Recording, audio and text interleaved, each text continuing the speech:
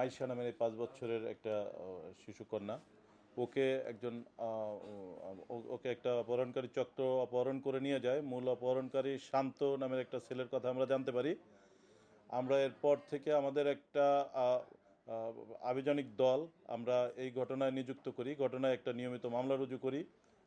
এরপর আমাদের আভিযানিক দল অভিযান পরিচালনা করতে, করতে আমরা প্রযুক্তিগত তথ্যের ভিত্তিতে এটা গাইবান্ধা জেলার ফুলছড়ি থানা এলাকায় তাদের অবস্থান নির্ণয় করি এবং সেই ফুলছড়ি থানায় আমাদের আভিযানিক দল পাঠাই। ফুলছড়ি থানার পুলিশের সহায়তায় আমরা আমাদের ভিকটিম শিশুকন্যা মাইশাকে 5 বছরের শিশুকন্যা মাইশাকে উদ্ধার করতে সক্ষম হই এবং অন্যতম অপহরণকারী আসামি শান্তকেও আমরা এই ঘটনায় আটক করেছি। পাশাপাশি শান্তকে সহায়তা করার জন্য আরও একজন আসামি আমরা এই ঘটনায় আটক করেছি।